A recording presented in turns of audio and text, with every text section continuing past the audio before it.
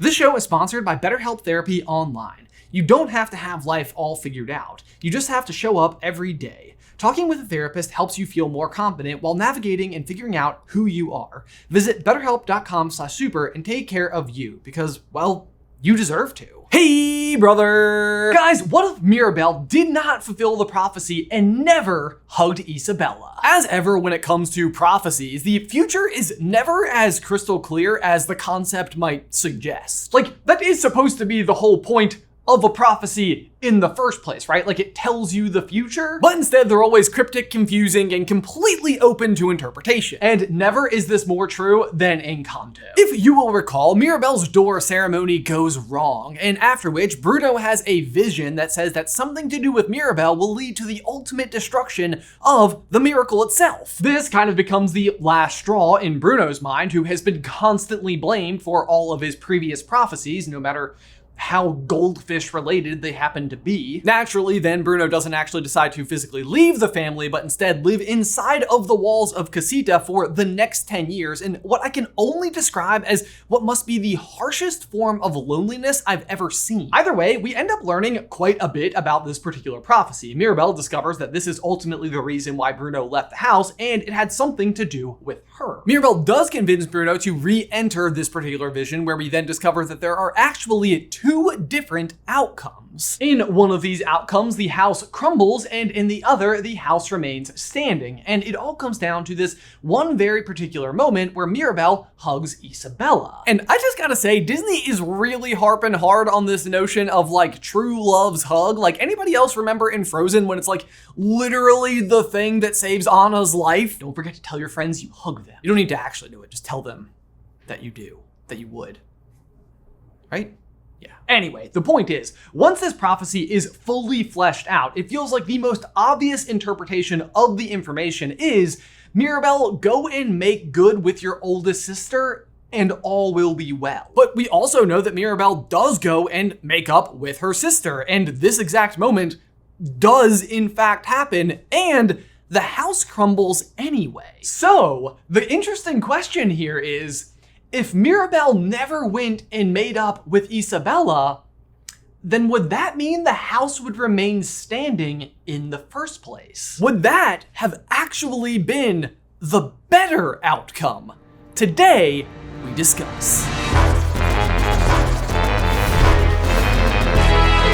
Isabella! Guys, real quick, we need to give a huge thank you to today's sponsor, BetterHelp. Have you ever felt stuck focusing on a difficult problem, frustrated that you can't get to the bottom of it? Actually, very fitting to today's video, I personally have had a situation in my life where I felt incredibly anxious about talking to a family member about a difficult topic. I was so worried about eventually having this conversation that it would do more harm than eventual good. But when it finally came time to do so, it became very clear that both of us hadn't looked at the situation from the other's perspective, and when we did, we had the ability to step back and adjust our expectations. And that's the thing, life can be really difficult when your brain is just locked into problem-solving mode, especially when another problem appears. But it also means that when you finally discover how to find solutions on your own, there's no greater feeling. And that's where a good therapist can come in and make such a massive difference in your life. As a neutral party, they can actually help you become an overall better problem solver, whether those are big or small problems. Before I personally went to therapy, I didn't feel like I had a strong sense of control over this aspect of my brain. I was so fixated on the problems themselves that I wasn't able to think critically about how to actually alleviate them. But going regularly has taught me so many new techniques as to how to alleviate stress and take a step back when necessary to handle my problems better. So if you've never tried therapy before, BetterHelp can really be a fantastic place to start. On top of being accessible and convenient, it's also just typically more affordable than in-person therapy. If you want to become a better problem solver, therapy can help you get there. And when you head on over to betterhelp.com/super, you can get 10% off your first month. Again, that's going to be better, HELP.com/super, 10% off your first month. Betterhelp.com/super, link in the description down below. Okay, Isabella's hug, or lack thereof. This is a very critical piece of the story because what it represents within the Madrigal family is the biggest bridge being built between Mirabel and any other member of the family. We know, of course, that Mirabel, as a little girl, like every other member of the family before her, had a door ceremony, although when hers came about, something strange happened. The door did not yield a power, and Mirabel became the first of her family to not receive a gift. This is sheer speculation, but I have always assumed what her power would have been had she been granted one is super intelligence. It seems like her two sisters already have the beauty and the brawn, and brains feels like the obvious conclusion to that golden trio. But I digress. The full extent of Mirabel failing to get a power can't be fully understood for another 10 years until Mirabel's youngest cousin Antonio has a door ceremony of his own. As we all know, this ceremony does go according to plan, and Antonio is given an absolutely breathtaking room/jungle that has to be said is a nightmare to vacuum. And yes, the kids are responsible for cleaning their own rooms. Clean your rooms. I don't care how big they are. I recap these bits because I hate vacuuming and because they have a lot to do with how the story progresses as is. Mirabel, on the whole, absolutely loves her family, and I think that she is immensely proud of them. And she does her absolute best to contribute however she knows how without holding too much resentment for not having a power of her own. And this is true for everyone in the home and the family, with one possible exception. Her golden child of an oldest sister, Isabella, who she always seems to have a slightly more sour relationship with. This is obviously a potentially big problem when it comes to the prophecy itself, because the very thing that is necessary to prevent the house from crumbling is for those two to make up and hug. Or is it? Is that the correct interpretation of the prophecy? Let's review, because the original prophecy that caused Bruno to leave in the first place was actually fairly unique to even Bruno himself. First, because it was actually unresolved, and also because it had two possible outcomes instead of just the single one. And because he abandoned it prematurely, he also doesn't know that the variable that will determine this potential outcome is the specific embrace between these two sisters.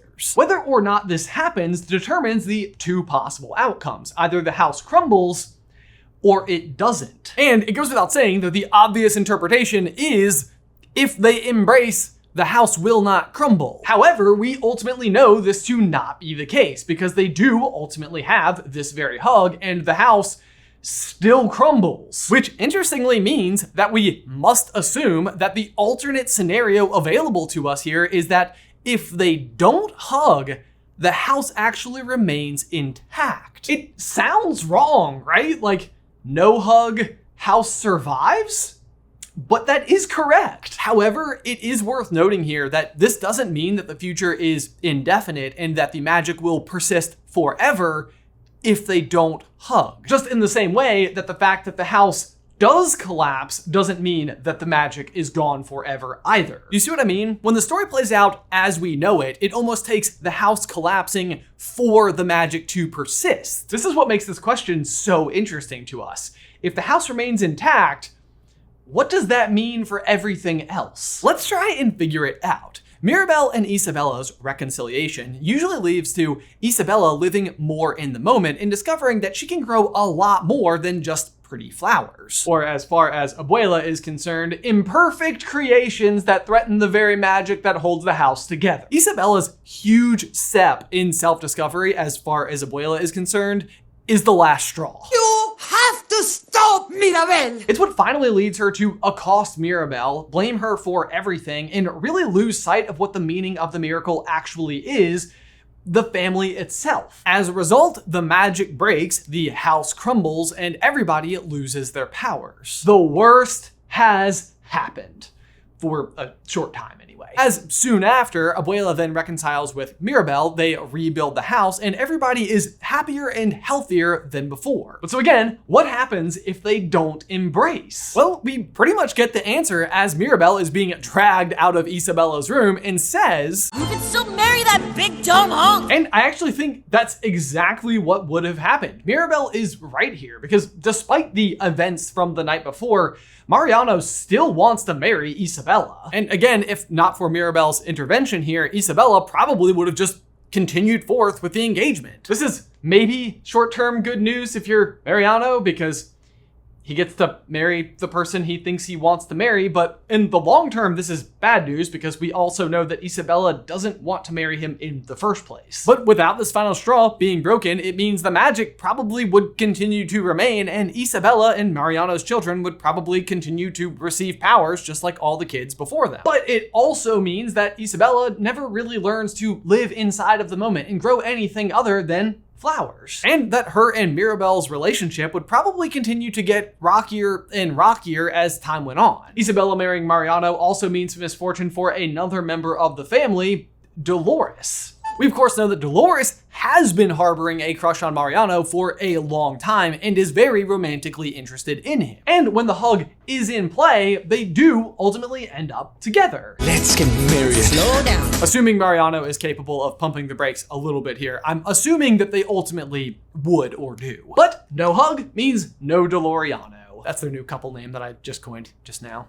You can use it whenever you want. Instead, it means that Dolores must live out the rest of her life listening to her cousin be married to the man of her dreams when that cousin doesn't even like him in the first place. But hey, on the bright side, the house never crumbled. So there's that. I suppose that's also good news for Bruno, who's been living inside of the walls of that house for quite some time, right? Yes, but again, for a very short term. With the hug in play, the house collapses and Bruno makes a very narrow escape and essentially becomes homeless, but he also ends up reunited with his family and is no longer familyless.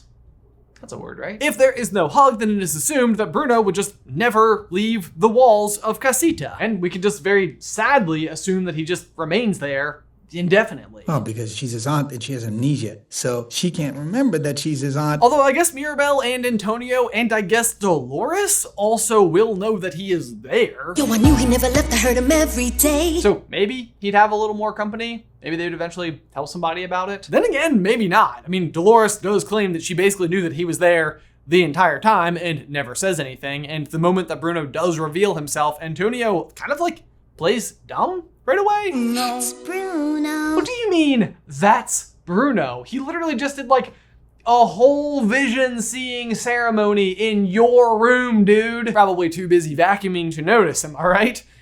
A lot of sand.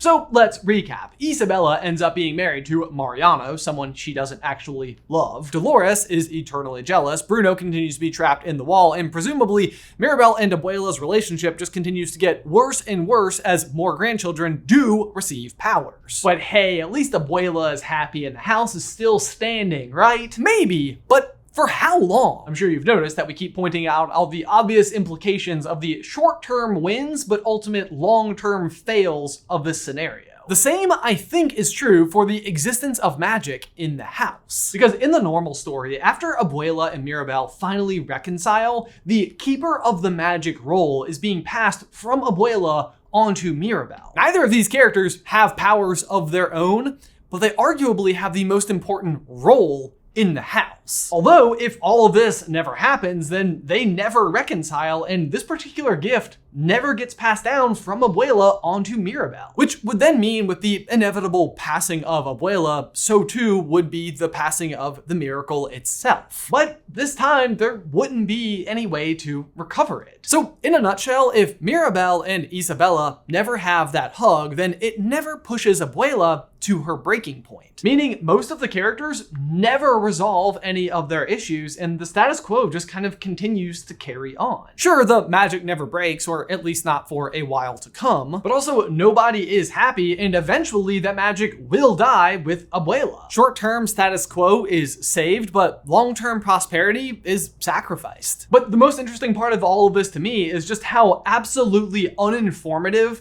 Bruno's vision actually is. It correctly predicts two potential outcomes based on a single action, which again is this hug, but it fails to connect the dots between the embrace and the immediate outcome, which when you think about it, also makes sense, because if they knew that the hug was going to be the thing that would cause the house to crumble, they never would have done it, right? So in a weird way, it almost seems like the vision is using reverse psychology to get them to get to the ultimate correct outcome, which sounds ridiculous until you remember that the vision is the product of the magic itself. So in a weird way, the magic here is actually preserving itself. I honestly think my mind maybe just exploded a little bit. The more we dig into this movie, just the more solid it is. Also, possibly a good reminder that sometimes tough conversations worth having. Anyway, guys, that is what would have happened if Mirabel never made up with Isabella. But guys, as always, thank you so much for watching. Be sure to like this video and subscribe to the channel if you haven't already. If you'd like to find out why Isabella is actually the most powerful of the entire family Madrigal, you should check out this video right over here. But otherwise, until next time, bye.